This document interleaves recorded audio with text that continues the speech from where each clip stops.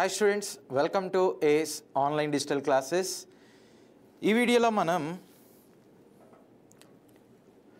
ఈ జనరల్ సైన్స్కి సంబంధించి ఈ వీడియోలో స్పెషల్గా డిజాస్టర్ మేనేజ్మెంట్కి సంబంధించినటువంటి ఇంపార్టెంట్ క్వశ్చన్స్ని మనం ఎక్స్ప్లెయిన్ చేయబోతున్నాం. ఓకే, సో ఆర్ఆర్బి ఎగ్జామ్స్ అనేది కావచ్చు, నెక్స్ట్ ఏపీఎస్సి కానీ టీఎస్పీఎస్సి కానీ, సో ఎలాంటి ఎగ్జామ్స్కైనా ఉపయోగపడే విధంగా ఈ క్వశ్చన్స్ అనేటువంటిది ఉంటాయి. సో ఈ వీడియో అనేది ప్రత్యేకంగా డిజాస్టర్ మేనేజ్మెంట్కి సంబంధించినటువంటి క్వశ్చన్స్ని మనం ఇక్కడ మల్టిపుల్ చాయిస్ క్వశ్చన్స్ని డిస్కస్ చేయబోతున్నాం. ఓకే రైట్, సో దీనిలో ఫస్ట్ ఆఫ్ ఆల్ ఇక్కడ ఒకసారి చూడండి, ఆర్ఆర్బి జేఈ ఎగ్జామ్కి ప్రిపేర్ అయ్యేటువంటి ఆస్పిరెంట్స్ ఎవరైతే ఉన్నారో వాళ్ళకు ఒక ఇంపార్టెంట్ అనౌన్స్మెంట్ ఏంటి అంటే ప్రీ రికార్డెడ్ కోర్సెస్ అనేటువంటిది మన ఏస్ ఆన్లైన్ యాప్ ద్వారా ప్రొవైడ్ చేస్తున్నాం. సో డ్యూరేషన్ వచ్చేసరికి 3 months, 6 months, 12 monthsలో ఉంటుంది. సో 20% డిస్కౌంట్ అనేది పొందడానికి ఏస్ 20 అనేటువంటి కోడ్ని ఉపయోగించినట్లయితే 20% డిస్కౌంట్ అనేది పొందొచ్చు. ఓకే, సో CBT 1కి సంబంధించి, సో దీంతో పాటుగా CBT 2కి సంబంధించి కూడా ఇక్కడ మెన్షన్ చేసినటువంటి స్ట్రీమ్స్ ఏవైతే ఉన్నాయో వీటికి CBT 2కి సంబంధించినటువంటి ప్రీ రికార్డెడ్ కోర్సెస్ అనేటువంటిది ఆఫర్ చేస్తున్నాం. సో 3 months, 6 months, 12 months డ్యూరేషన్తో మీకు ఉంటాయి. నెక్స్ట్ ఇక్కడ కూడా మీరు 20% డిస్కౌంట్ అనేటువంటిది పొందొచ్చు. దానికోసం మీరు యూజ్ చేయాల్సిందల్లా ఏస్ 20 అనేటువంటి కోడ్ని ఉపయోగించినట్లయితే 20% డిస్కౌంట్ అనేటువంటిది వస్తుంది.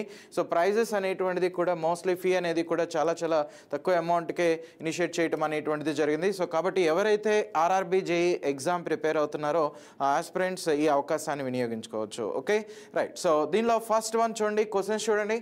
ఇక్కడ ఇచ్చినటువంటి first question, recently scientist discovered the 5th layer of the earth. Okay, so 5th layer of the earth, so what is it అంటున్నాడు. So inner solid core, next innermost inner core అనేటువంటిది, next outer mantle అనేది, next outer liquid core అనేటువంటిది ఇచ్చారు. Outer liquid core. So దీనికి answer అనేటువంటిది ఏమొస్తుంది? Yes guys, answer అనేటువంటిది ఏమొస్తుంది? ఓకే, సో రీసెంట్గా సైంటిస్టులు డిస్కవర్ చేసిన కాన్సెప్ట్ వచ్చేసరికి ఎర్త్ అనేటువంటిది మనం తీసుకున్నట్లయితే మేజర్కి పైన ఉన్నటువంటి లేయర్ని క్రస్ట్ అని, నెక్స్ట్ ఉండేటువంటి లేయర్ని మ్యాంటిల్ అని, నెక్స్ట్ ఉన్నటువంటి దాన్ని అవుటర్ కోర్ అనేటువంటిదిగా కన్సిడర్ చేస్తాం కదా. So outer core, okay, so core అని ఇలాంటి వాటిని మనం తీసుకునేవాళ్ళం. ఓకే, సో క్రస్ట్ ఇది, నెక్స్ట్ లేయర్ వచ్చేసరికి మ్యాంటిల్ అని, నెక్స్ట్ లోపల ఉండేటువంటి ఈ సెంటర్ని కోర్ అనేటువంటిదిగా చెప్తాం. అయితే ఇక్కడ చూడండి అవుటర్ కోర్ అని, నెక్స్ట్ ఇన్నర్ కోర్ అని, నెక్స్ట్ ఇన్నర్ మోస్ట్ కోర్ అనేటువంటిది ఉంది. సో ఇది 5th లేయర్ అనేటువంటిదిగా కన్సిడర్ చేయొచ్చు. రీసెంట్గా డిస్కవర్డ్ అనేటువంటిది చేయటం జరిగింది.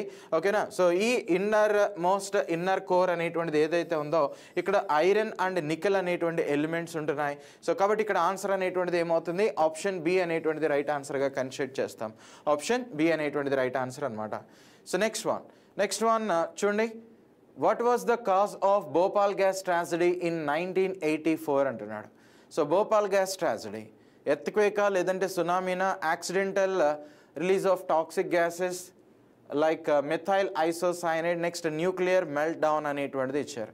Nuclear meltdown. So what was the cause of Bhopal gas tragedy? Bhopal gas tragedy right. So anyone, దీనికి ఆన్సర్ అనేటువంటిది ఏమొస్తుంది? ఎస్, చాలా సింపుల్ క్వశ్చన్. ఇక్కడ మీరు ఒక్కసారి ట్రై చేయొచ్చు. సో ఎర్త్క్వేకా, సునామీనా, accidental release of toxic gases of methyl isocyanide, nuclear derivatives అనేటువంటిది ఇచ్చారు, న్యూక్లియర్ మెల్ట్ డౌన్ అనేటువంటిది ఇచ్చారు. సో ఆన్సర్ ఏమవుతుంది?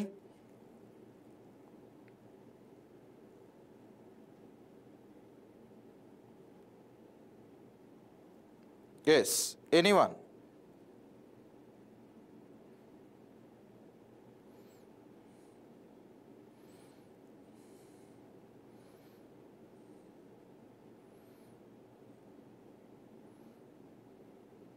Option C. Right, very good.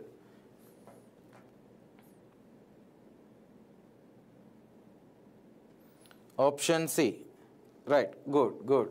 So ఇక్కడ చూడండి, ఈ భోపాల్ గ్యాస్ ట్రాజడీ అనేటువంటిది తీసుకున్నట్లయితే okay so accidental release of one of the toxic gas అనమాట. ఆ గ్యాస్ పేరు ఏంటంటే మిథైల్ ఐసోసైనేట్ అనేటువంటిదిగా చెప్తాం.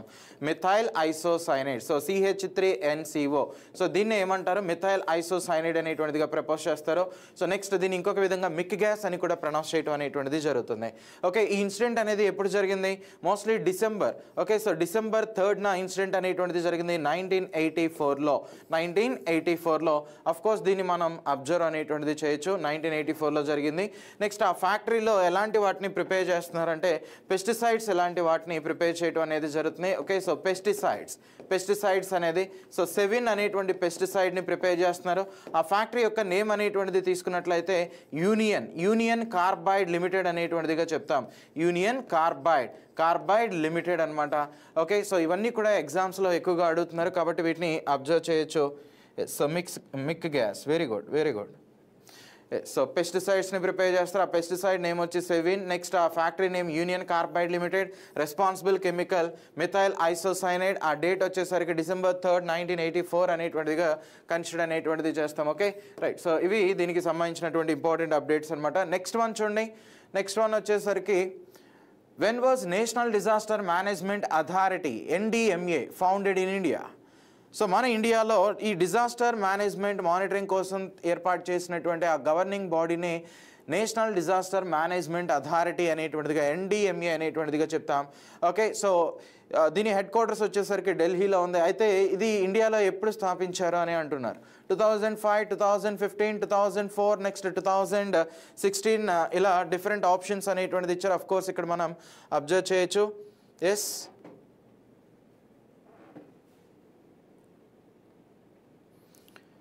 okay, so Taiwan earthquake. So the magnitude is 7.2. Okay, so mostly దాని మ్యాగ్నిట్యూడ్ వచ్చేసరికి 7.4 అనేటువంటిదిగా ఉంటుంది. సో తైవాన్లో 2 days బ్యాక్ ఎర్త్క్వేక్ అనేటువంటిది వచ్చింది కదా. ఓకే, సో ఇక్కడ చూడండి అది ఏ ఇయర్లో ఎస్టాబ్లిష్ చేశారు అంటే 2005 అనేటువంటిది కన్సిడర్ చేస్తాం. అంటే ఆప్షన్ ఏ అనేటువంటిది రైట్ ఆన్సర్ అనమాట. మనకి 2004లో బాక్సింగ్ డే సునామీ అనేటువంటిది వచ్చింది. Okay, so Boxing Day tsunami ఇండోనేషియాలో వచ్చింది. అక్కడ ఆ సునామీ అనేటువంటిది తీసుకున్నట్లయితే దాని అంటే ఆ వాటర్ లెవెల్లో దాని యొక్క మ్యాగ్నిట్యూడ్ వచ్చేసరికి రెక్టార్ స్కేల్ మీద 9.1 అనేటువంటిదిగా నమోదవటం జరిగింది. సో దానివలన ఎక్కువ మంది పీపుల్ చనిపోవడం అనేటువంటిది జరిగింది. ఓకే, సో దానిలో మన ఇండియాలో ఉన్నటువంటి కోస్టల్ రీజియన్లో కూడా ఎక్కువ డ్యామేజ్ అనేటువంటిది జరగడం మనం అబ్జర్వ్ చేయొచ్చు. సో దాని తర్వాత మన ఇండియాలో 2004లో ఇన్సిడెంట్ అనేటువంటిది జరిగితే 2005లో ఈ బాడీ అనేటువంటిది నేషనల్ డిజాస్టర్ మేనేజ్మెంట్ అథారిటీ అనేటువంటిది ఏదైతే ఉంటుందో దీన్ని ఫామ్ చేయడం అనేటువంటిది జరిగింది.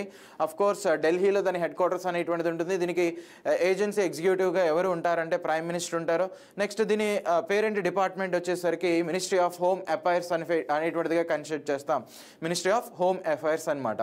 నెక్స్ట్ ఇక్కడ చూడొచ్చు మీరు 23rd December 2005 number of times ఇచ్చాడు ఈ క్వశ్చన్ అనేది. సో గుర్తుపెట్టుకోండి. నెక్స్ట్ హెడ్ క్వార్టర్స్ అనేటువంటిది ఎక్కడ ఉంది, ఢిల్లీలో లొకేట్ అయింది. నెక్స్ట్ క్వశ్చన్ చూడండి. So the number of seismic Jones in India అనేటువంటిది అడుగుతున్నారు. Okay, so the number of seismic Jones in ఇండియాలో ఎన్ని సెస్మిక్ జోన్స్ అనేటువంటిది ఉన్నాయి. ఓకే, సో 4, 5, 6, 7 అనేటువంటిది ఇచ్చారు. సో దీని ఆన్సర్ అనేటువంటిది ఏమవుతుంది, సో ఇండియాలో ఉన్నటువంటి సీస్మిక్ జోన్స్ అనేటువంటిది తీసుకున్నట్లయితే అంటే ఎక్కడైతే ఎర్త్క్వేక్స్ అనేటువంటిది రావడానికి పాసిబిలిటీ ఉన్నాయో సో ఆ జోన్స్ ఎన్ని ఉన్నాయని అడుగుతున్నాడు అనమాట. ఓవరాల్గా ఎన్ని ఉన్నాయి, 4 అనేటువంటిదిగా చెప్తాం. ఓకే, సో 4 జోన్స్ అనేటువంటిది ఉన్నాయి. సో ఇక్కడ మనం క్లియర్గా అబ్జర్వ్ చేయొచ్చు. సో 4 ఆప్షన్ ఏ అనేటువంటిది రైట్ ఆన్సర్ అనమాట. ఆప్షన్ ఏ అనేది right answer. Okay, so next one.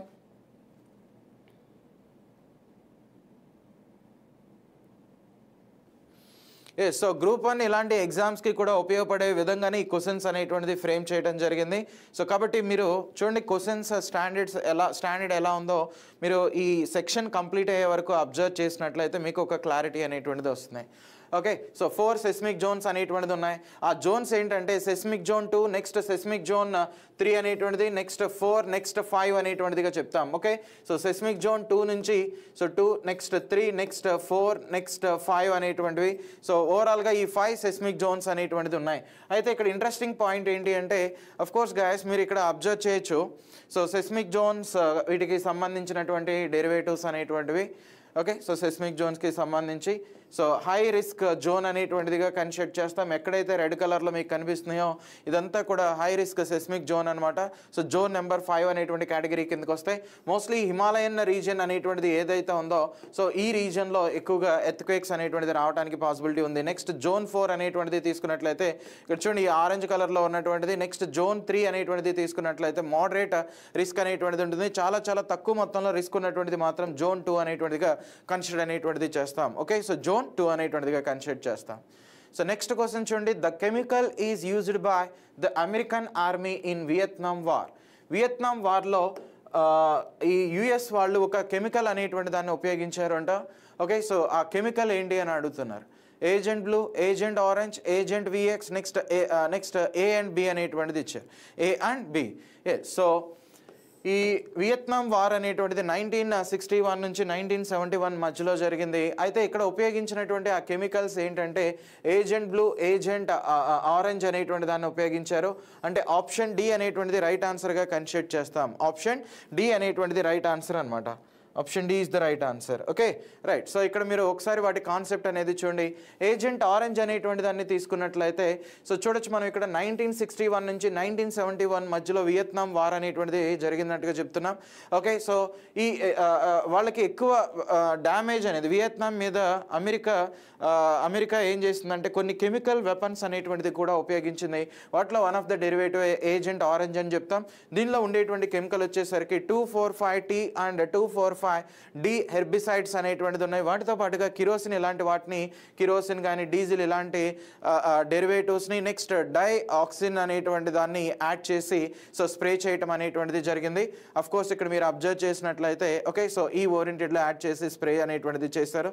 So ఇది ఎలా యాక్ట్ చేస్తుందంటే సో ఈ డెరివేటివ్ అనేది ఎలా యాక్ట్ చేస్తుందంటే సో డీఫోలియేటెడ్ ఏజెంట్ అనేటువంటిదిగా, అంటే ఇది యాడ్ చేసిన వెంటనే మోస్ట్లీ అక్కడ ఉన్నటువంటి ఆ చెట్ల ఆకులు అనేటువంటిది రాలిపోవటం, ఆ క్రాప్ ఈల్డ్ అనేటువంటిది తగ్గిపోవటం, సాయిల్ అనేటువంటిది ఎక్కువగా కంటామినేట్ అవటం ఇలాంటివన్నీ కూడా జరుగుతూ ఉంటాయి. సో ఇదొక కెమికల్ని ఉపయోగించారు. దీంతో పాటుగా సో ఏజెంట్ బ్లూ అనేటువంటి దాన్ని కూడా ఉపయోగించడం అనేటువంటిది జరిగింది. ఏజెంట్ బ్లూ అనేటువంటి దాన్ని కూడా ఉపయోగించారు అనమాట. సో దీనిలో మిక్చర్ ఆఫ్ కెమికల్స్ అంటే డైమిథైల్ ఆర్సెనిక్ యాసిడ్ అనేటువంటిది ఉంటుంది. సో దానితో పాటుగా సమ్ రిలేటెడ్ సోడియం సో కోకోడైలేట్ అనేటువంటి డెరివేటివ్స్తో పాటు సమ్ వాటర్ డెరివేటివ్స్ని కూడా యాడ్ చేసి స్ప్రే చేయడం అనేది జరిగింది. సో ఎప్పుడైతే ఈ టైప్ ఆఫ్ డెరివేటివ్స్ అనేటువంటిది వాడుతున్నామో మోస్ట్లీ ఇక్కడ ప్లాంట్స్ యొక్క గ్రోత్ అనేటువంటిది తగ్గిపోవటం, నెక్స్ట్ రైస్కి సంబంధించినటువంటి డెరివేటివ్స్ ఏవైతే ఉన్నాయో అవి ఎక్కువగా డిస్టర్బ్ అనేటువంటిది అవ్వటం. ఓకే సో ఇలాంటి ప్రాబ్లం అనేటువంటిది మోస్ట్లీ మనం అబ్జర్వ్ అనేటువంటిది చేయొచ్చు. సో ఎక్కువ మొత్తంలో అడవులు నశించిపోవడానికి కూడా ఈ టైప్ ఆఫ్ కెమికల్స్ అనేటువంటిది రెస్పాన్సిబుల్ వన్గా కన్సిడర్ అనేటువంటిది చేయొచ్చు అనమాట. సో నెక్స్ట్ క్వశ్చన్ చూడండి, when was National Disaster management plan initiated అంటున్నాడు. ఎప్పుడు నేషనల్ డిజాస్టర్ మేనేజ్మెంట్ ప్లాన్ అనేటువంటిది మన ఇండియాలో ఇనిషియేట్ చేశారు, ప్రారంభించడం అనేటువంటిది జరిగింది. So June 1, 2016, October 22, 2009, next 1 Jan 2005, next 10th December 2014 అనేటువంటిది ఇచ్చారు. ఓకే సో 10th December 2014 అనేటువంటిది ఇచ్చారు.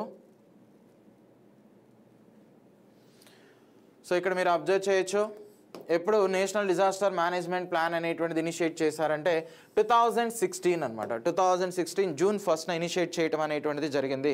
దేనిలో భాగంగా సో శాండై ఓకే సో శాండై ఫ్రేమ్వర్క్ అనేటువంటిది ఉన్నాయి. శాండై ఫ్రేమ్వర్క్ సో శాండై ఫ్రేమ్వర్క్ అనేటువంటిది ఏదైతే ఉందో దానిలో భాగంగా యాక్చువల్గా ఈ ఫ్రేమ్వర్క్ అనేది 2015 నుంచి 2030 మధ్యలో ఓకే సో 2030 మధ్యలో దీని ఇంప్లిమెంటేషన్ అనేటువంటిది చేస్తున్నారు అనమాట. ఓకే సో ఈ ఫ్రేమ్వర్క్లో భాగంగా అసలు ఫస్ట్ ఈ ఫ్రేమ్వర్క్ని అడాప్ట్ చేసుకున్నది ఎవరు అంటే వరల్డ్ వైడ్గా ఇండియా అనేటువంటిది అడాప్ట్ చేస్తుంది. ఓకే సో దానిలో భాగంగానే నేషనల్ డిజాస్టర్ మేనేజ్మెంట్ ప్లాన్ అనేటువంటి దాన్ని ఇనిషియేట్ చేయడం జరిగింది అనమాట. ఎందుకోసం చేస్తారు ఈ ప్లాన్స్ ఇలాంటివి? ఈ డిజాస్టర్స్ అనేటువంటిది ఏవైతే ఉన్నాయో వాటిని కంట్రోల్ చేయడం కోసం, దానివల్ల వచ్చేటువంటి ఆ లాసెస్ ఏవైతే ఉన్నాయో వాటిని రెడ్యూస్ చేయడం కోసం ఈ type of management plans and national Disaster management plans ఇలాంటి వాటిని ఇనిషియేట్ చేయడం అనేటువంటిది జరిగింది. కాబట్టి ఆన్సర్ వచ్చేసరికి ఆప్షన్ ఏ అనేటువంటిదిగా కన్సిడర్ చేస్తాం. ఆప్షన్ ఏ అనమాట. Okay right. సో ఇక్కడ మీరు అబ్జర్వ్ చేయొచ్చు national Disaster management plan. So June 1, 2016 తీసుకొచ్చారు. సో శాండై ఫ్రేమ్వర్క్ ఏదైతే ఉందో దానిలో భాగంగా సో గవర్నమెంట్ ఆఫ్ ఇండియా అనేటువంటిది 17 డిజాస్టర్స్ అనేటువంటి వాటిని కన్సిడర్ చేసింది. అంటే సైక్లోన్స్ అనేటువంటిది కానీ, ఎర్త్క్వేక్స్ కానీ, సునామీస్ కానీ, డ్రౌట్ అనేటువంటిది కానీ, సో ఫ్లడ్స్ అనేటువంటిది కానీ, అవలాంచెస్ అనేటువంటిది కానీ, హాట్ వేవ్స్ అనేటువంటిది కానీ, కోల్డ్ వేవ్స్ అనేటువంటివి కానీ. ఓకే. సో నెక్స్ట్ ఇలా నెంబర్ ఆఫ్ డెరివేటివ్స్ అనేటువంటిది ఉన్నాయి. ఈ టైప్ ఆఫ్ కాన్స్టిట్యూయెంట్స్ అన్నిటిని కూడా కన్సిడర్ చేసి ఓకే సో దానిలో 17 డిజాస్టర్స్ అనేటువంటిది కన్సిడర్ చేసి సో ఆ డిజాస్టర్ వల్ల జరిగేటువంటి ఆ రిస్క్ ఏదైతే ఉందో, డ్యామేజ్ ఏదైతే ఉందో వాటిని రెడ్యూస్ చేయడం కోసం so national Disaster management plan అనేటువంటి దాన్ని ఇనిషియేట్ చేశారు. ఇక్కడ 16 మెజర్స్ అనేటువంటిది తీసుకోవడం జరిగింది. సో ఇవి స్ట్రక్చరల్గా నాన్ స్ట్రక్చరల్ మెజర్స్ అనేటువంటిదిగా తీసుకుంటాం. నాన్ స్ట్రక్చరల్ అంటే మోస్ట్లీ గవర్నమెంట్ వీటికి సంబంధించినటువంటి ప్లానింగ్ అనేటువంటివి, వీటి ప్రపోజల్స్ అనేటువంటిది అన్నీ కూడా గవర్నమెంట్ నుంచే ఇనిషియేషన్ అనేటువంటిది జరుగుతూ ఉంటాయి. ఓకేనా. సో స్ట్రక్చరల్, నాన్ స్ట్రక్చరల్ అనేటువంటిది తీసుకోవచ్చు. Okay right. So next question చూడండి, the number of targets in Sendai framework అంటున్నాడు. చాలా ఇంపార్టెంట్ ఇవి. సో ఈ సెక్షన్ ఏదైతే ఉందో ఎవరైతే గ్రూప్ 1, గ్రూప్ 2 లేదంటే గ్రూప్స్ అనేటువంటిది గ్రూప్కి సంబంధించినటువంటి టీఎస్పీఎస్సీ కావచ్చు, ఏపీపీఎస్సీ కావచ్చు, ఆర్ఆర్బీ ఎగ్జామ్స్ అనేటువంటిది కావచ్చు, ఎస్ఎస్సీ ఎగ్జామ్స్ కావచ్చు, ఏ ఎగ్జామ్స్కైనా, ఎస్ఐ కానిస్టేబుల్ ఏ ఎగ్జామ్స్కైనా సో చాలా ఉపయోగపడేటువంటి కాన్సెప్ట్స్తోనే ఈరోజు మీకు ఈ క్వశ్చన్స్ అనేటువంటిది ప్రెజెంటేషన్ ఇవ్వడం జరుగుతుంది. సో చాలా ఇంపార్టెంట్ క్వశ్చన్స్ ఇవి. ఇక్కడ ఒకసారి మీరు అబ్జర్వ్ చేయొచ్చు. So the number of targets in Sendai framework. So 5, 6 next 4 అనేటువంటిది ఇచ్చారు, నెక్స్ట్ 8 అనేటువంటిది ఇచ్చారు. The number of targets. Okay. So ఇక్కడ వచ్చేసరికి యాక్చువల్గా ఇదిగోండి ఇంకొక ఆప్షన్ కూడా తీసుకుందాం 7 అనేటువంటిది. ఎందుకనంటే ఆన్సర్ అనేటువంటిది మిస్ అయింది. ఓకే. సో ఆన్సర్ వచ్చేసరికి ఆప్షన్ ఈ అనమాట. అంటే 7 అనేటువంటిది చెప్తాను. నెంబర్ ఆఫ్ టార్గెట్స్ వచ్చేసరికి ఎన్ని ఉన్నాయి శాండై ఫ్రేమ్వర్క్లో? 7 అనేటువంటిది ఉన్నాయి. ఓకే. సో 7 టార్గెట్స్ అనేటువంటిది ఉన్నాయి. సో ఇక్కడ మనం అబ్జర్వ్ చేసినట్లయితే చూడండి. సో 4 ప్రయారిటీస్ అనేటువంటిది ఇచ్చారు, 1 గోల్ అనేటువంటిది ఉంది, నెక్స్ట్ 7 టార్గెట్స్ అనేటువంటిది ఉన్నాయి. ఏంటా 7 టార్గెట్స్? ఓకే. ఆ 7 టార్గెట్స్ అనేటువంటిది ఏంటవి? సో చూడొచ్చు మీరు ఇక్కడ. సో చాలా important. To decrease disaster mortality by 2030. So ఈ మోర్టాలిటీ అనేటువంటిది ఏదైతే ఉందో మరణాలు సంభవించడం, మరణాల రేటు అనమాట. ఓకే. సో ఆ మరణాల రేట్ అనేటువంటి దాన్ని తగ్గించాలి అనమాట 2030కి. సో ఇప్పుడు వరల్డ్ మెటలాజికల్ ఆర్గనైజేషన్ అనేటువంటిది తీసుకున్నట్లయితే వరల్డ్ వైడ్గా okay. So WMO World Meteorological Organization 2023లో ఇచ్చినటువంటి రిపోర్ట్ని బేస్ చేసుకుని ఓకే. సో ఈ రిపోర్ట్ కూడా 2013 నుంచి మోస్ట్లీ 2022 వరకు ఉన్నటువంటి డేటాని బేస్ చేసుకుని రిపోర్ట్ అనేటువంటిది పబ్లిష్ చేశారు. సో దీని ప్రకారం వచ్చేసరికి వరల్డ్ మోర్టాలిటీ అనేటువంటిది తీసుకున్నట్లయితే డిజాస్టర్ పాయింట్ ఆఫ్ వ్యూలో ఎంత ఉంది అంటే 1.15% అనేటువంటిది ఉంది. 1.15%. సో వరల్డ్ వైడ్గా జీడిపి అనేటువంటిది కూడా ఎంత మొత్తంలో రెడ్యూస్ అనేటువంటిది అవుతుంది అంటే సో 0.81% అనేటువంటిది వరల్డ్ జీడిపి అనేటువంటిది. ఓకే. సో వరల్డ్ జీడిపి అనేటువంటిది రెడ్యూస్ అవటాన్ని మనం అబ్జర్వ్ చేయొచ్చు. వేటి వల్ల జరుగుతుంది? ఇదంతా కూడా డిజాస్టర్స్ వలన జరుగుతుంది. Next number of affected people అనేటువంటిది కూడా రెడ్యూస్ చేయాలి. ఎకనామిక్ లాసెస్ అనేటువంటిది కూడా 2030 లోపు రెడ్యూస్ అనేటువంటిది చేయాలి. ఇన్ఫ్రాస్ట్రక్చర్ డ్యామేజ్ ఏదైతే ఉందో వాటిని కూడా 2030 లోపు రెడ్యూస్ అనేటువంటిది చేయాలి. నెక్స్ట్ ఇక్కడ ఎలాంటి టార్గెట్స్ని ఇంక్రీజ్ అనేటువంటిది చేయాలి అంటే సో డిజాస్టర్ రిస్క్ రిడక్షన్ అనేటువంటిది ఏదైతే ఉంటుందో ఈ టైప్ ఆఫ్ డెరివేటివ్స్కి సంబంధించినటువంటి సో నేషనల్ లొకేషన్ స్ట్రాటజీస్ ఈ టైప్ ఆఫ్ డెరివేటివ్స్ని ఇంక్రీజ్ చేయాలి. ఓకే. ఆ స్ట్రాటజీస్ ఇలాంటి వాటిని. నెక్స్ట్ ఇంటర్నేషనల్ కోఆపరేషన్ అనేటువంటిది కూడా 30 లోపు ఇంక్రీజ్ అనేటువంటిది చేయాలి. నెక్స్ట్ వీటికి సంబంధించినటువంటి టెక్నాలజికల్ డెవలప్మెంట్స్ అనేటువంటిది కూడా మోస్ట్లీ ఇంక్రీజ్ అనేటువంటిది చేయాలి. ఇవన్నీ కూడా 7 టార్గెట్స్గా కన్సిడర్ అనేటువంటిది చేస్తాం. ఓకేనా. So 7 targets. Early warning system అనేటువంటిది కూడా తీసుకురావాలి. EWS అంటే ఎర్లీ వార్నింగ్ సిస్టమ్ అనేటువంటిది కూడా ఎన్హాన్స్ అనేటువంటిది చేయాలి. ఇవన్నీ కూడా 7 టార్గెట్స్గా కన్సిడర్ అనేటువంటిది చేయొచ్చు. నెక్స్ట్ క్వశ్చన్ చూడండి. The first World Conference on Natural Disasters was held in. So ప్రపంచవ్యాప్తంగా తీసుకున్నట్లయితే ఫస్ట్ న్యాచురల్ డిజాస్టర్ అనేటువంటి దాన్ని ఎప్పుడు ఇనిషియేట్ చేశారు, ఎక్కడ ఇనిషియేట్ అనేటువంటిది చేశారు, ఎక్కడ ప్రారంభించారు? మోస్ట్లీ ఈ డిజాస్టర్కి సంబంధించినటువంటి కాన్ఫరెన్సెస్ అన్నీ కూడా జపాన్లోనే ఇనిషియేట్ అనేటువంటిది జరిగినాయి. జపాన్లో ఓకే. సో జపాన్లో యోకోహమా అనేటువంటి రీజియన్లో ఫస్ట్ కాన్ఫరెన్స్ అనేటువంటిది జరిగింది. ఏ ఇయర్లో అంటే 1994లో ఈ ఫస్ట్ కాన్ఫరెన్స్ అనేటువంటిది జరిగింది అనమాట. దేనికోసం?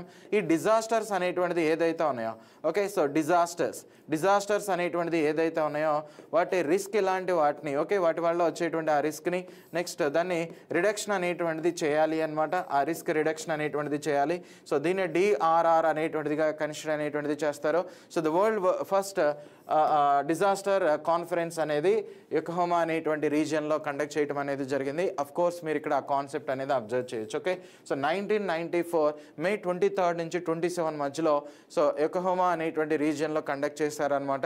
నెక్స్ట్ ఈ 1990 నుంచి 2000 ఏదైతే ఉందో ఈ డెకేడ్ని ఎలా ప్రొనౌన్స్ చేసేవాళ్ళు అంటే International Decade for Natural Disaster Reduction అనేటువంటిదిగా ప్రొనౌన్స్ అనేటువంటిది చేసేవాళ్ళు. ఈ యోకోహమా కాన్ఫరెన్స్లో ముఖ్యంగా వీళ్ళు తీసుకొచ్చినటువంటి కాన్సెప్ట్స్ ఏంటి అంటే ఈ యోకోహమా స్ట్రాటజీ అనేది దేన్ని బేస్ చేసుకుని ఇనిషియేట్ చేశారు అంటే సో డిజాస్టర్స్ని ప్రివెన్షన్ అనేటువంటిది చేయాలి, లేదు అంటే ప్రిపేర్డ్నెస్ అనేటువంటిది, నెక్స్ట్ మిటిగేషన్ అనేటువంటిదిగా చెప్తాం. ఈ 3 కూడా మేజర్ కన్స్ట్రెయింట్స్ అనేటువంటిదిగా వీటిలో కన్సిడర్ అనేటువంటిది చేయొచ్చు. Next one, which of the following is a legal safeguard against chemical disaster in India అంటున్నాడు. Okay, which of the following is a legal safeguard against chemical disaster in India? So ఏమొస్తుందో answer comment చేయండి.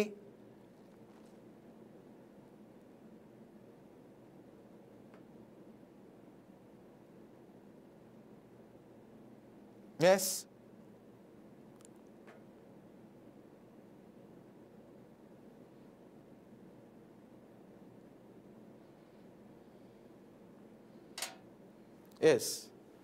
దీనికి answer అనేటువంటిది ఏమొస్తుంది? The Environment Protection Act 1986 ఇచ్చారు, the Public Liability Insurance Act 1991, the Natural Green Tribunal 2010, all the above అనేటువంటిది ఇచ్చారు.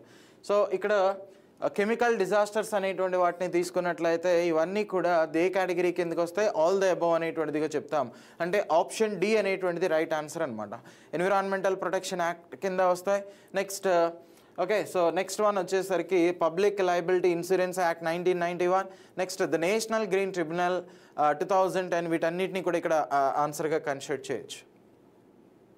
Next, which of the following one is a epidemic disease అనేటువంటిది అంటున్నారు. ఓకే, ఎపిడమిక్ డిసీజ్ అనేటువంటిదిగా కన్సిడర్ చేస్తున్నారు. Yes, answer అనేటువంటిది ఏమవుతుంది? So corona, Ebola, smallpox, plague అనేటువంటిది ఇచ్చారు. So plague. సో ఆన్సర్ అనేటువంటిది ఏంటి? ఫస్ట్ నీకు ఎపిడమిక్కి పాండమిక్కి డెఫినేషన్ మీనింగ్ అనేటువంటిది తెలియాలి. ఎపిడమిక్ అంటే ఏంటంటే ఇది ఓన్లీ ఒక స్పెసిఫిక్ రీజియన్లోనే వస్తుంది. ఓకే, ఒక లిమిటెడ్ ఏరియాలో మాత్రమే వస్తే దాన్ని ఎపిడమిక్ అనేటువంటిదిగా చెప్తారు. అలా కాకుండా వరల్డ్ వైడ్గా ఈ డిసీజ్ అనేటువంటిది కనుక స్ప్రెడ్ అయిందనుకోండి, దాన్ని ఏమంటారు అంటే సో పాండమిక్ అనేటువంటిదిగా కన్సిడర్ చేస్తారు. ఓకేనా, సో పాండమిక్ అనేటువంటిదిగా. సపోజ్ మీరు కరోనా అనేటువంటిది తీసుకున్నట్లయితే ఇది వరల్డ్ వైడ్గా స్ప్రెడ్ అనేటువంటిది అవడం జరిగింది కాబట్టి ఇది పాండమిక్ కేటగిరీ కిందకు వస్తుంది. సో ఎబోలా అనేటువంటిది mostly south Africa. Okay, so south ఆఫ్రికాలో మేజర్గా అక్కడ ఉన్నటువంటి పీపుల్ ఈ ఫుడ్ క్రైసిస్ ఎలాంటి ప్రాబ్లమ్స్ని ఫేస్ చేస్తూ ఉంటారో సో వాళ్ళు ఏం చేసేవాళ్ళు అంటే మంకీ మీట్ అనేటువంటిది తినటం ద్వారా వాళ్ళకి ఈ డిసీజ్ అనేటువంటిది రావటం, బ్లడ్ వామిటింగ్స్, బ్లడ్ మోషన్స్ ఇలాంటివి రావటం.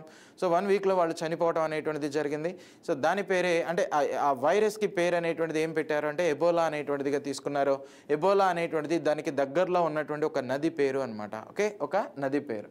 సో ఎబోలా అనేటువంటిది మోస్ట్లీ ఆ రీజియన్లోనే ఉంది తప్ప సో వరల్డ్ వైడ్గా ఇది స్ప్రెడ్ అనేటువంటిది కాలేదు కాబట్టి ఇది ఎపిడమిక్ డిసీజ్ అనేటువంటిదిగా తీసుకుంటాం.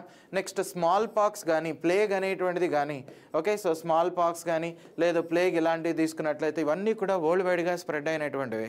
సో ఒక అంటే ప్లేగ్ అనేటువంటిది తీసుకున్నట్లయితే ఆ టైంలో రైట్, సో ప్లేగ్ కానీ నెక్స్ట్ ఈ స్మాల్ పాక్స్ ఇలాంటివి తీసుకున్నట్లయితే వరల్డ్ వైడ్గా ఎక్కువ మొత్తంలో స్ప్రెడ్ అయినాయి. ప్లేగ్ అయితే చాలా విపరీతంగా స్ప్రెడ్ అయింది. ఈ వరల్డ్ వైడ్గా ఉన్నటువంటి పాపులేషన్లో around half of the population మీద ఇది డైరెక్ట్గా ఇంపాక్ట్ అనేటువంటిది క్రియేట్ చేసింది. అంత ప్రాబ్లమ్ ఈ ప్లేగ్ అనేటువంటి దానివల్ల నెక్స్ట్ స్మాల్ పాక్స్ ఇలాంటి వాటి వల్ల ఫేస్ చేయడం జరిగింది. అఫ్ కోర్స్ మనం అబ్జర్వ్ చేయొచ్చు. ఓకేనా, నెక్స్ట్ క్వశ్చన్ చూడండి, which of the following one is a riot control agent అంటున్నాడు.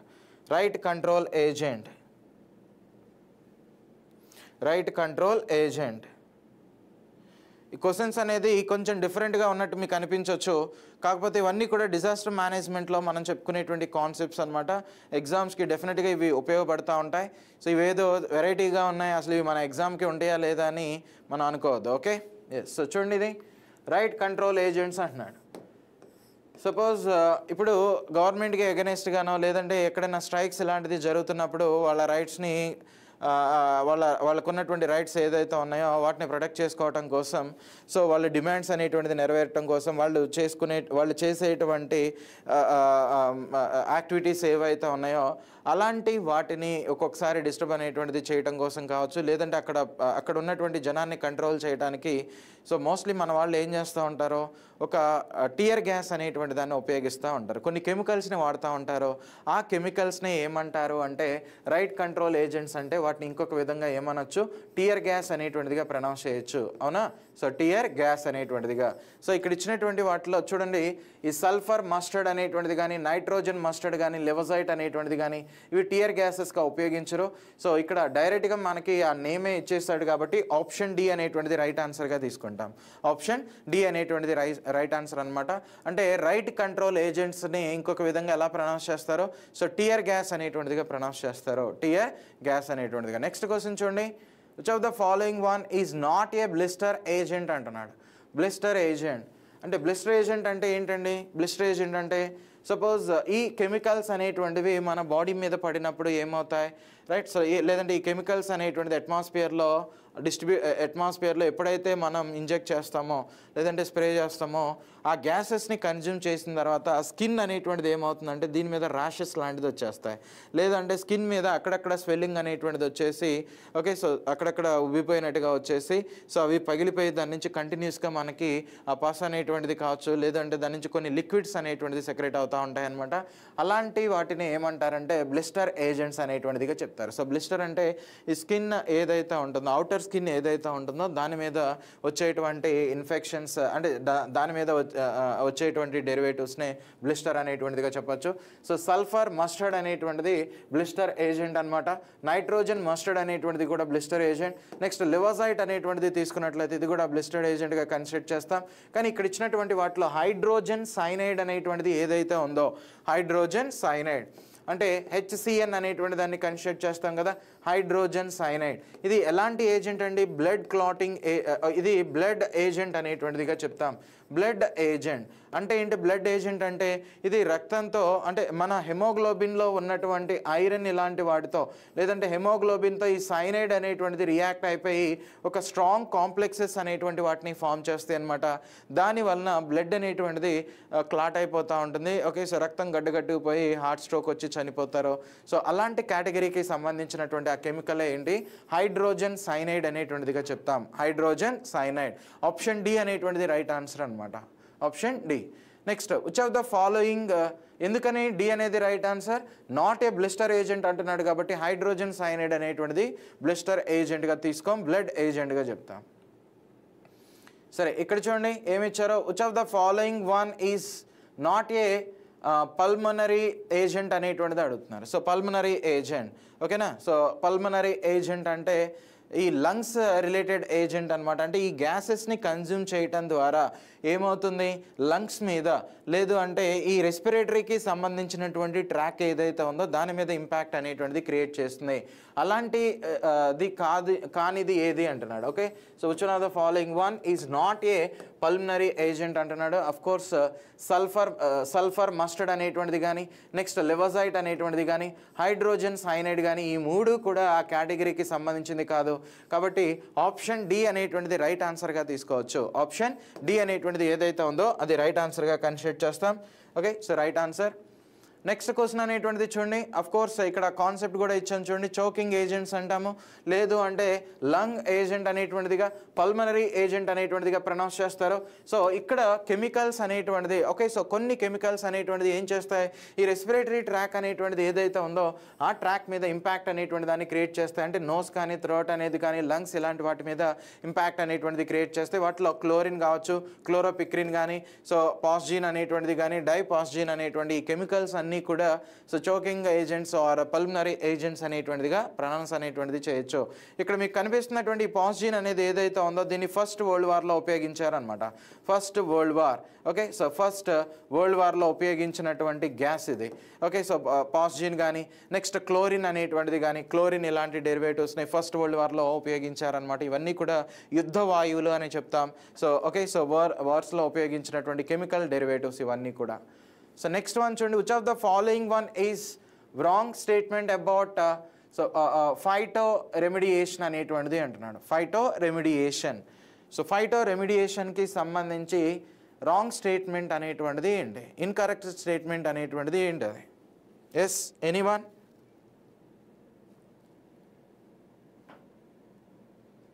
ఎనీవన్?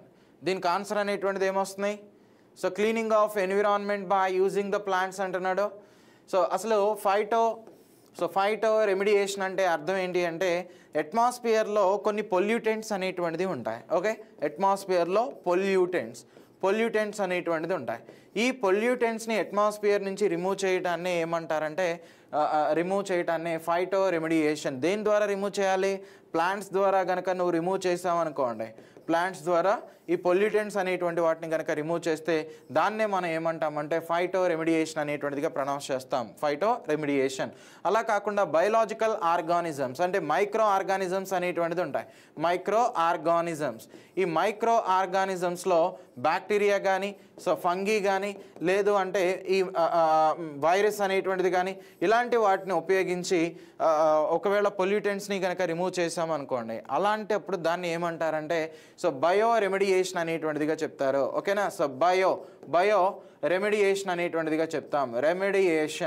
రెమిడియేషన్ అనేటువంటిదిగా ప్రొనౌన్స్ చేయడం జరుగుతుంది. కాబట్టి గైస్ ఇక్కడ ఇచ్చినటువంటి వాటిలో ఆన్సర్ అనేటువంటిది చూసినట్లయితే so not okay. So wrong statement అంటున్నాడు కదా చూడండి, cleaning of environment by using plants. So దీన్నే ఫైటో రెమిడియేషన్ అనేటువంటిదిగా చెప్తాం, కరెక్టే అది. Next so phytoremediation is a method of removing or reduction of heavy metals from the soil అంటున్నాడు. So soil ఇలాంటి వాటి నుంచి హెవీ మెటల్స్ని రిమూవ్ చేయడానికి కూడా జనరల్గా ఎలా చెప్పొచ్చు, ఫైటో రెమిడియేషన్ అనేటువంటిదిగా చెప్పొచ్చు. కాబట్టి ఇది కూడా కరెక్ట్ స్టేట్మెంటే. రాంగ్ కదా వాడు అడిగింది. సో చూడండి, it is the process that uses living or dead biological systems to remove pollutants from the environment అనేటువంటిది ఇచ్చారు ఓకే. సో ఎన్విరాన్మెంట్ నుంచి సో దట్టు బయలాజికల్ సిస్టమ్స్ అనేటువంటిది, డెడ్ బయలాజికల్ సిస్టమ్స్ ఇలాంటివి, so that living or dead biological ఇలాంటి వాటిని ఉపయోగించి remove అనేటువంటిది చేస్తున్నాం కాబట్టి, అంటే మైక్రో ఆర్గానిజమ్స్ని ఉపయోగించి రిమూవ్ అనేటువంటిది చేస్తున్నాం కాబట్టి ఆ టైప్ ఆఫ్ ప్రాసెస్ని బయో రెమిడియేషన్ అంటారు. కాబట్టి ఇక్కడ ఆన్సర్ అనేటువంటిది ఏమవుతుంది, ఆప్షన్ సి అనేటువంటిది రైట్ ఆన్సర్ ఓకేనా, ఆప్షన్ సి. సో యాక్చువల్గా ఇది బయో రెమిడియేషన్కి సంబంధించింది. వాడు సో ఫైటో రెమిడియేషన్ అనేటువంటి దానిలో ఈ మీనింగ్ అనేటువంటిది ఇచ్చారు. నెక్స్ట్ క్వశ్చన్ అనేది చూడండి, సూపర్ బగ్. ఈ సూపర్ బగ్ని ఇంకొక విధంగా ఆయిల్ ఈటింగ్ బ్యాక్టీరియా అని కూడా ప్రొనౌన్స్ చేస్తారంట. సో దాన్ని డిస్కవర్ చేసింది ఎవరు అంటున్నారు. Superbug was discovered by whom అని అడుగుతున్నారు. So professor Ramalingam, next professor Chakravarthy, next professor CNR Rao, next doctor Sivaramakrishna. Right, doctor Sivaramakrishna. Okay. So superbug, anyone? చాలా చాలా సింపుల్ క్వశ్చన్ ఇది. సో ఈజీగా ఆన్సర్ చేయొచ్చు.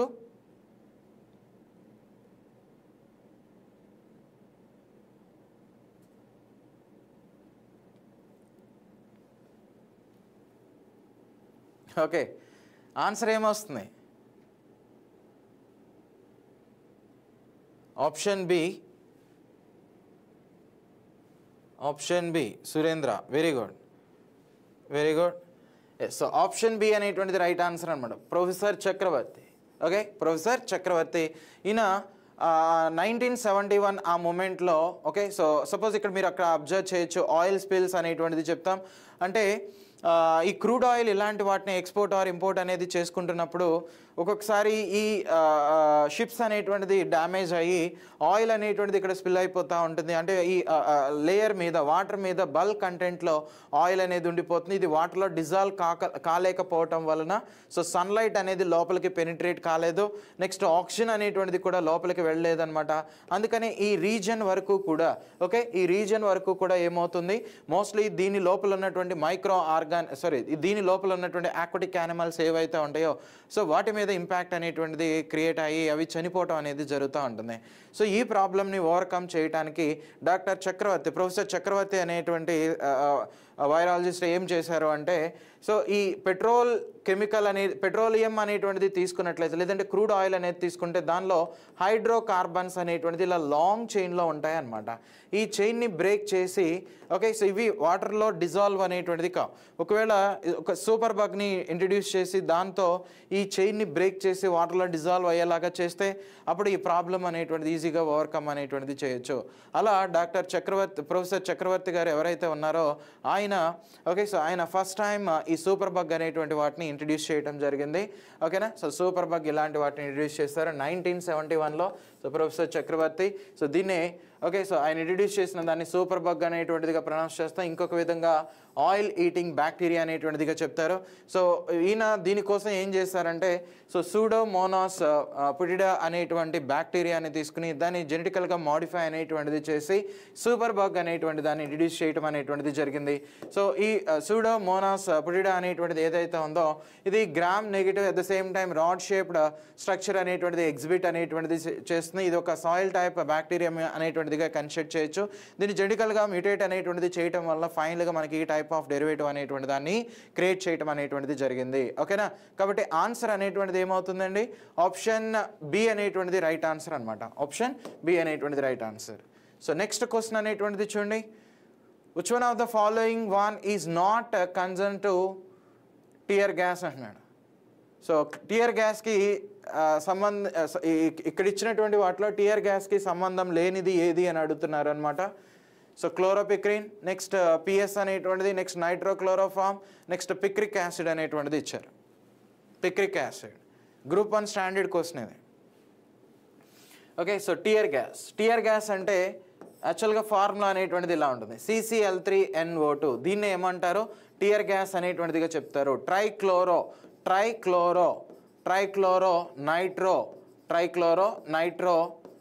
నైట్రో మీథేన్ అనేటువంటిదిగా చెప్తాం. నైట్రో మీథేన్ అనేటువంటిదిగా కన్సిడర్ చేయటం అనేది జరుగుతుంది. ఓకే. సో ఇది ఇది ఈ టియర్ గ్యాస్కి సంబంధించి one of the chemical name. అదే కాకుండా ఇలా కూడా ప్రొనౌన్స్ చేయొచ్చు, క్లోరోపిక్రిన్ అనొచ్చు, పిఎస్ అని ప్రొనౌన్స్ చేయొచ్చు, లేదంటే నైట్రోక్లోరోఫామ్ అనేటువంటిదిగా తీసుకోవచ్చు. మరి పిక్రిక్ యాసిడ్ అనేటువంటిది ఇది కంప్లీట్గా డిఫరెంట్ నామిన్క్లేచర్ అనమాట. ఒక బెంజీన్ రింగ్ మీద ఇలా మనకి ఓకే. సో OH అనేటువంటి గ్రూప్, నెక్స్ట్ ఇక్కడ వచ్చేసరికి NO2, నెక్స్ట్ ఇక్కడ NO2, నెక్స్ట్ ఇక్కడ కూడా NO2 అనేటువంటిది ఉంటే ఇలా ట్రైనైట్రో ఫినాల్ డెరివేటివ్స్ ఏవైతే ఉంటాయో వీటిని ఏమంటారు అంటే పిక్రిక్ యాసిడ్ అనేటువంటిదిగా చెప్తారు. కాబట్టి ఆన్సర్ వచ్చేసరికి not concerns to tear gas అంటున్నాడు. కాబట్టి ఆప్షన్ డి అనేటువంటిదిగా కన్సిడర్ అనేటువంటిది చేయొచ్చు. Option D. Next, AP government appointed a high-powered committee about the leak of styrene gas and the committee headed by whom అంటున్నాడు. So 2020లో Vizag gas leak అనేటువంటిది జరిగింది కదా, Vizag gas leak అనేటువంటిది. Okay. So Vizag gas leak అనేటువంటిది జరిగింది. So ఈ లీకేజ్కి సంబంధించి ఒక కమిటీ అనేటువంటి దాన్ని అపాయింట్ చేయడం జరిగింది ఏపీ గవర్నమెంట్. దాన్ని లీడ్ చేసినటువంటి ఆ పర్సన్ ఎవరు అని అడుగుతున్నారు అనమాట. సో నీరబ్ కుమార్, హేమంత్ కుమార్, అశోక్ కుమార్, ప్రవీణ్ కుమార్. సో ఎవరు లీడ్ చేస్తారు? నీరబ్ కుమార్. ఆప్షన్ ఏ అనేటువంటిదిగా తీసుకుంటాం. ఓకే. Option A. సో ఈ ఇన్సిడెంట్ అనేది మే 7th 2020లో జరిగింది. ఫైనల్గా ఈ కమిటీ కూడా ఏం చెప్పిందంటే ఇది కంప్లీట్గా నెగ్లిజెన్స్ వలన జరిగింది. ఓకే. సో హ్యూమన్ ఎర్రర్ వలన ఇది జరిగింది అనేటువంటిది కన్క్లూడ్ చేశారు. హ్యూమన్ ఎర్రర్ వలన ఈ ప్రాబ్లం అనేటువంటిది అరైజ్ అవడం జరిగింది. అరౌండ్ 10 పీపుల్ వరకు కూడా చనిపోవడం అనేది జరిగింది. నెక్స్ట్ వన్ రెస్పాన్సిబుల్ కెమికల్ కనుక తీసుకున్నట్లయితే సో స్టైరిన్ గ్యాస్ అనేటువంటిదిగా చెప్తాం. ఓకేనా. సో స్టైరిన్ గ్యాస్ అనేటువంటిది ఏదైతే ఉందో ఇది రెస్పాన్సిబుల్ వన్ అనమాట. దీనికి ఈ వైజాగ్ గ్యాస్ లీక్ అనేటువంటిది ఏదైతే ఉందో దీనికి రెస్పాన్సిబుల్ వన్. ఎల్జీ పాలిమర్స్ అనేటువంటిది చెప్తాం. ఎల్జీ పాలిమర్స్ ఆ కంపెనీ నేమ్ వచ్చేసరికి ఎల్జీ పాలిమర్స్. ఓకే. సో గుర్తుపెట్టుకోండి, ఈ కాన్సెప్ట్స్ అన్నీ కూడా important. Next, what is the range of Brahma's export missile అని ఇచ్చారు. Brahma's export. Okay. Brahma's export అనేటువంటిది తీసుకున్నట్లయితే దాని రేంజ్ అనేటువంటిది ఎంత? 450 కిలోమీటర్స్, 290, 900, 350 అనేది ఇచ్చారు. సో బ్రహ్మాస్ ఎక్స్పోర్ట్ అనేది తీసుకున్నట్లయితే దీన్ని సింపుల్గా మనకి ఇలా ఉంటుంది. So BrahMos. Okay. So BrahMos అనేటువంటిదిగా ఉంటుంది. ఓకే. సో దీని యొక్క రేంజ్ వచ్చేసరికి 290 కిలోమీటర్స్ అనమాట. 290 kilometres.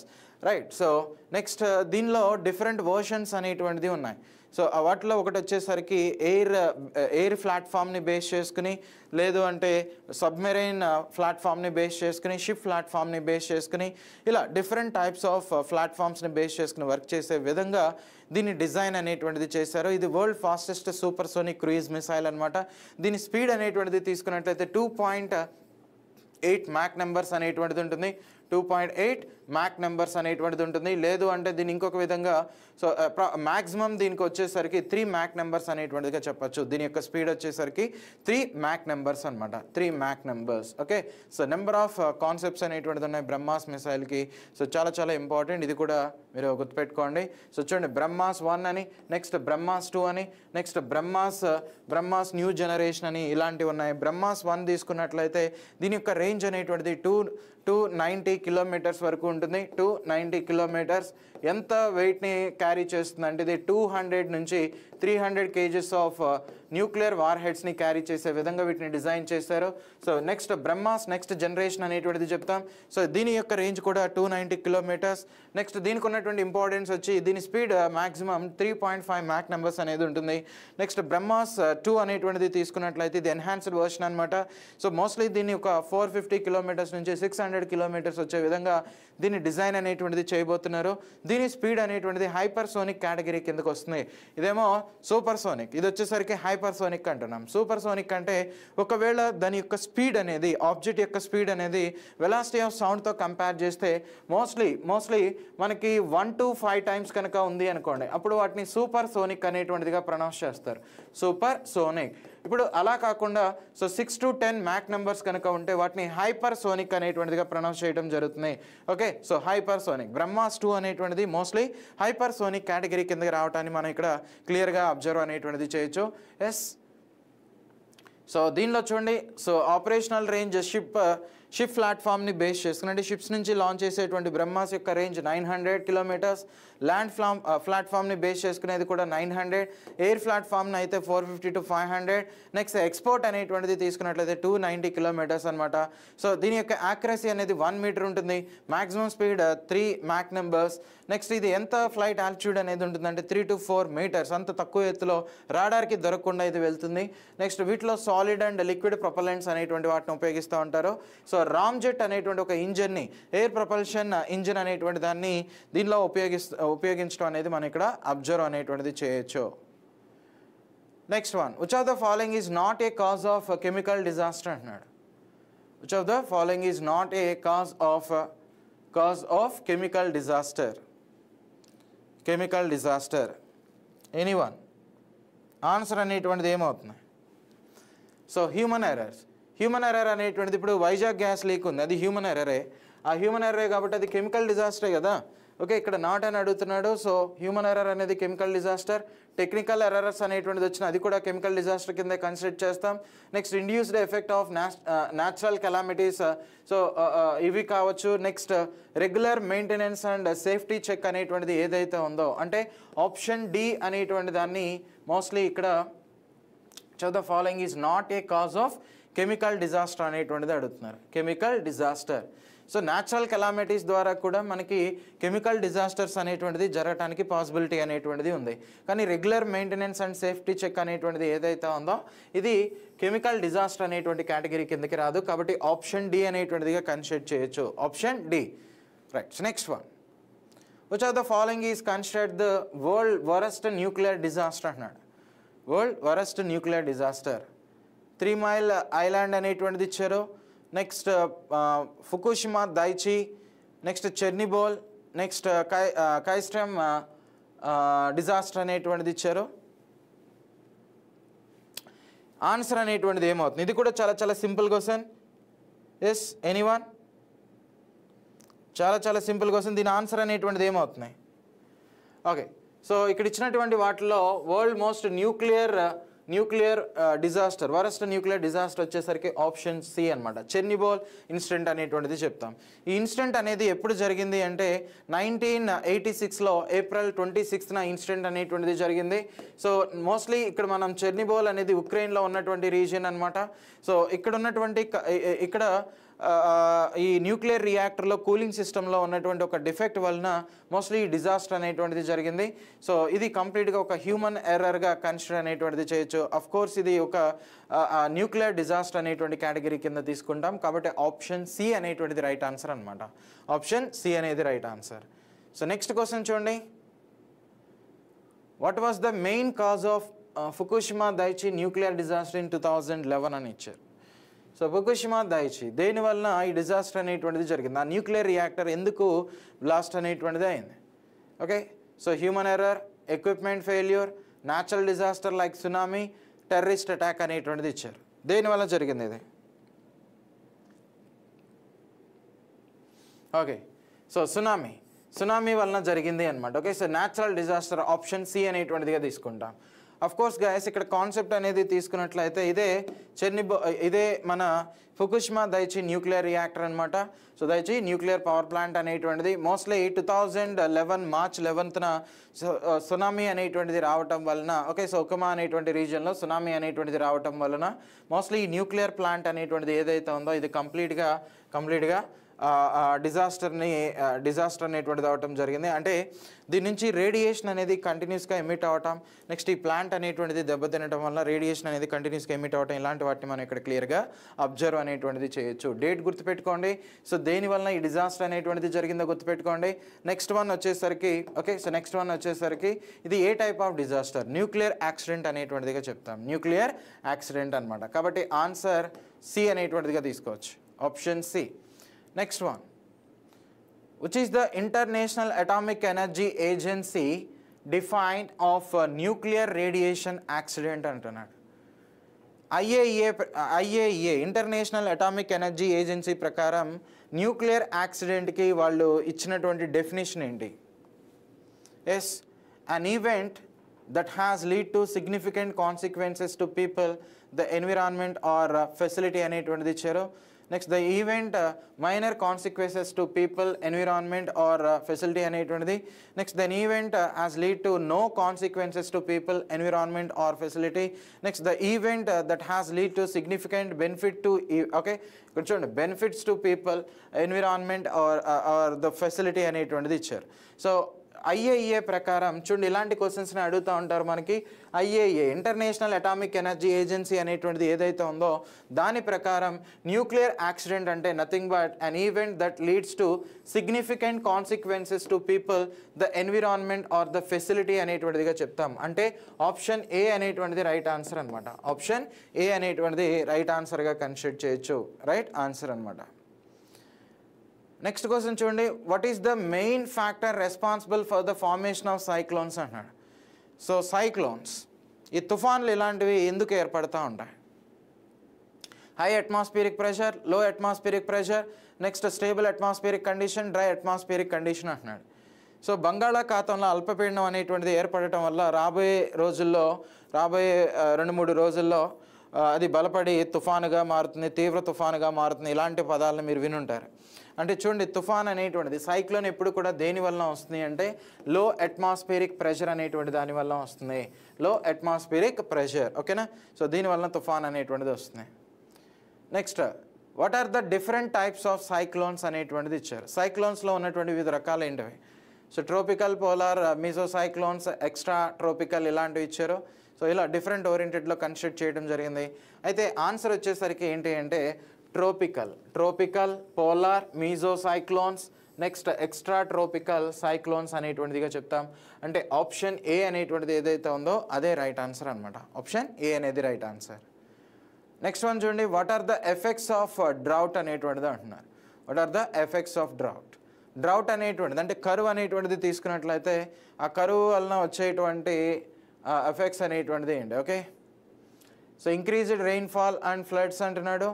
Next drying of wetlands, more and longer wildfires అనేటువంటిది, లాస్ ఆఫ్ బయోడైవర్సిటీ అనేది ఇచ్చారు. Next increased snowfall, next freezing temperature అనేటువంటిది ఇచ్చారు. Okay, so none of the above. So drought ఇలాంటివి మేజర్గా సో వెట్లాండ్స్ ఇలాంటివి ఏవైతే ఉన్నాయో వాటిని డ్రై చేసేస్తాయి. నెక్స్ట్ వైల్డ్ ఫైర్స్ అనేటువంటిది కూడా ఎక్కువ మొత్తంలో జరుగుతాయి. లాస్ ఆఫ్ బయోడైవర్సిటీ అనేటువంటిది కూడా జరుగుతున్నాయి. కాబట్టి ఆప్షన్ బి అనేటువంటిది ఏదైతే ఉందో అది రైట్ ఆన్సర్ అనేటువంటిదిగా తీసుకోవచ్చు. ఓకేనా? సో రైట్ ఆన్సర్గా కన్సిడర్ చేయొచ్చు ఆప్షన్ బి అనమాట. Next, which of the following is not a cause of drought అనేటువంటిదిగా అడుగుతున్నారు. Not a cause of drought అనేటువంటిదిగా అడుగుతున్నారు. Yes, anyone? Very good. Yes Venkat, very good. So answer అనేటువంటిది ఏమొస్తుంది? సో జనరల్ ప్రెసిపిటేషన్ డెఫిషియన్సీ అంటున్నాడు, dry season అంటున్నాడు, El Nino, southern oscillation అనేటువంటిది, next heavy rainfall అనేటువంటిది ఇచ్చారు. ఓకే, డ్రౌట్ అనేది వచ్చినప్పుడు డ్రౌట్ అంటే ఏంటి? డెఫిషియన్సీ ఆఫ్ రెయిన్ఫాల్ని ఏమంటాం? వర్షపాతం తక్కువగా ఉంటానే డ్రౌట్ అనేటువంటిదిగా చెప్తాం. Okay, so general precipitation deficiency అంటే ప్రెసిపిటేషన్ అంటే రెయిన్ఫాల్ అనమాట. సో కాబట్టి సో ఆప్షన్ ఏ అనేది కరెక్టే. సో దేని పాయింట్ ఆఫ్ వ్యూలో? డ్రౌట్ అనేటువంటి దాని పాయింట్ ఆఫ్ వ్యూలో డ్రై సీజన్ అనేటువంటిది కానీ ఎల్ నినోస్ వలన డ్రౌట్ అనేటువంటిది వస్తుంది. అదే హెవీ రెయిన్ఫాల్ అనేది ఎక్కువ వర్షాలు పడితే నీకు కరువు అనేటువంటిది ఎందుకు వస్తుంది? రైట్, ఎక్కువ వర్షాలు అనేటువంటిది పడితే అదేంటండి, ఎక్కువ వర్షాలు పడినప్పుడు పంటలు దెబ్బతింటాయి కదా. కొన్ని రీజియన్స్లో అలా జరిగిన మిగిలిన రీజియన్స్లో ఏమవుతాయి? ఆ సరౌండింగ్ రీజియన్స్లో గ్రౌండ్ లెవెల్ వాటర్ అనేది ఇంక్రీజ్ అవటం, ఆ వాటర్ని ఉపయోగించుకుని వాళ్ళు కల్టివేట్ అనేటువంటిది చేయటం. ఓకే, సో కాబట్టి ఇక్కడ ఆన్సర్ అనేది తీసుకున్నట్లయితే so not a cause of drought అంటున్నాడు. కాబట్టి ఆప్షన్ డి అనేటువంటి దాన్ని కన్సిడర్ చేయొచ్చు. ఆప్షన్ డి అనేటువంటిది రైట్ ఆన్సర్ అనమాట. నెక్స్ట్ వన్ చూడండి, what is the impact of drought on agriculture అనేది ఇచ్చారు. Impact of droughts on agricultural మీద ఎలాంటి ఇంపాక్ట్ అనేటువంటిది క్రియేట్ చేస్తున్నాయి? Increased crop yield, decreased crop yield, no impact on crop yield, next none of the above అనేటువంటిది ఇచ్చారు. So చాలా simple question. So ఈ అగ్రికల్చరల్ సెక్టార్ మీద సో ఏం చేస్తున్నది? డిక్రీజ్ క్రాప్ ఈల్డ్ అనేటువంటిదిగా చెప్తాం. ఓకే, ఎందుకని? ఆ సాయిల్ మాయిశ్చర్ అనేటువంటిది కనుక తగ్గిపోతే, సాయిల్ మాయిశ్చర్ అంటే ఆ మట్టిలో ఉన్నటువంటి తేమ శాతం ఏదైతే ఉందో అది కనుక తగ్గిపోయింది అనుకోండి, పంట దిగుబడి అనేటువంటిది కూడా తగ్గిపోతుంది. నెక్స్ట్ ఆ సాయిల్కి ఉండేటువంటి pH వాల్యూ కూడా చేంజ్ అయిపోతున్నాయి. యాక్చువల్గా 6.5 నుంచి 7.6 ఆ రేంజ్లో ఉంటే ఆ సాయిల్లో మోస్ట్లీ ప్రాపర్గా కల్టివేషన్ అనేటువంటిది చేయగలుగుతాం. ఒకవేళ ఎప్పుడైతే ఈ వాల్యూ అనేటువంటిది చేంజ్ అవుతుందో కల్టివేషన్ చేయడానికి ఆ ల్యాండ్స్ అనేటువంటిది అంత సూటబుల్గా ఉండవు అనమాట. Okay, right. సో ఇది గైస్ ఈ డిజాస్టర్ మేనేజ్మెంట్లో ఉన్నటువంటి కొన్ని ఇంపార్టెంట్ కాన్సెప్ట్స్. ఓకే, సో వాటికి రిలేటెడ్గా ఉన్నటువంటి క్వశ్చన్స్ అనమాట. సో ఈ సెక్షన్ అనేది కంప్లీట్గా మీకు డిజాస్టర్ మేనేజ్మెంట్కి సంబంధించిన క్వశ్చన్స్ని హైలైట్ అనేటువంటిది చేశాం. సో ప్రీవియస్ సెక్షన్ అనేది తీసుకున్నట్లయితే biology based, life sciences based questions అనేటువంటి వాటిని మెన్షన్ చేయడం జరిగింది. అంతకుముందు తీసుకున్నట్లయితే సైన్స్ అండ్ టెక్నాలజీ, ఇలా ఎవ్రీ వీక్ కూడా ఏదో ఒక జనరల్ సైన్స్లో లేదంటే ఈ సైన్స్ రిలేటెడ్గా ఉన్నటువంటి సబ్జెక్ట్స్ ఏవైతే ఉన్నాయో, సో ఫిజిక్స్ కావచ్చు, నెక్స్ట్ బయాలజీ అనేటువంటిది కానీ, కెమిస్ట్రీ అనేటువంటిది కానీ, సైన్స్ అండ్ టెక్నాలజీ కానీ, ఎన్విరాన్మెంట్ అనేటువంటిది కానీ, డిజాస్టర్ మేనేజ్మెంట్ కానీ. ఓకే, సో ఇలాంటి వాటిల్లో ఏదో ఒక దాన్ని రిపీటెడ్గా మనం చెప్తూ ఉంటున్నాం. ఆ వీడియోస్ అన్నీ కూడా ఆ రిలేటెడ్ క్వశ్చన్స్తోనే ఉండబోతున్నాయి అన్నమాట. ఓకే, సో అన్నిటిని మిక్స్ చేసి స్టార్టింగ్లో చెప్పాం, తర్వాత సెక్షన్ నుంచి పర్టికులర్గా ఒక్క సబ్జెక్ట్ మీద పాయింట్అవుట్ చేసి మీకు క్వశ్చన్స్ అనేటువంటిది ఇస్తున్నాం మీ ఎగ్జామ్స్కి, మీరు ప్రిపేర్ అయ్యే ఎగ్జామ్స్కి ఉపయోగపడే విధంగా. ఓకే, సో మన ఏస్ ఆన్లైన్ ప్లాట్ఫామ్ ద్వారా ఎవరైతే ఎవరైతే ఆర్ఆర్బి జేఈ ఎగ్జామ్స్కి ప్రిపేర్ అవుతున్నారో వాళ్ళకి CBT1 CBT2కి సంబంధించినటువంటి ప్రీ రికార్డెడ్ కోర్సెస్ అనేటువంటిది అందుబాటులోకి తీసుకురావడం జరిగింది. అదేవిధంగా SSC CGLకి సంబంధించి కూడా ప్రీ రికార్డెడ్ కోర్సెస్ అనేటువంటిది ఉన్నాయి. 3 months 6 months 12 months డ్యూరేషన్తో ఈ కోర్సెస్ అనేటువంటిది అందుబాటులో ఉన్నాయి. నెక్స్ట్ 20% డిస్కౌంట్ అనేటువంటిది పొందడానికి ACE20 అనేటువంటి కోడ్ను ఉపయోగించడం ద్వారా మీరు 20% డిస్కౌంట్ అనేటువంటిది పొందొచ్చు. నెక్స్ట్ అంతేకాకుండా SSC JE so paper 1 paper 2 especially ఈ స్ట్రీమ్స్ ఏవైతే ఉన్నాయో సో ఈ స్ట్రీమ్స్లో ప్రీ రికార్డెడ్ వీడియోస్ అనేటువంటిది ప్రొవైడ్ చేస్తున్నాం 3 months 6 months 12 months డ్యూరేషన్తో. అఫ్ కోర్స్ ఇక్కడ కోడ్ అనేది ACE20 అనమాట. ఈ కోడ్ను ఉపయోగించడం ద్వారా 20% డిస్కౌంట్ అనేటువంటిది మీరు పొందొచ్చు. ఓకేనా? సో ఇది గైస్ ఈరోజు సెక్షన్కి సంబంధించి. మరొక సెక్షన్లో మరికొన్ని ఇంపార్టెంట్ అప్డేట్స్తో సో పర్టికులర్గా ఒక సబ్జెక్ట్ మీద పాయింట్అవుట్ చేస్తూ క్వశ్చన్స్ అనేటువంటిది ప్రెజెంటేషన్ చూద్దాం. రైట్? So thank you.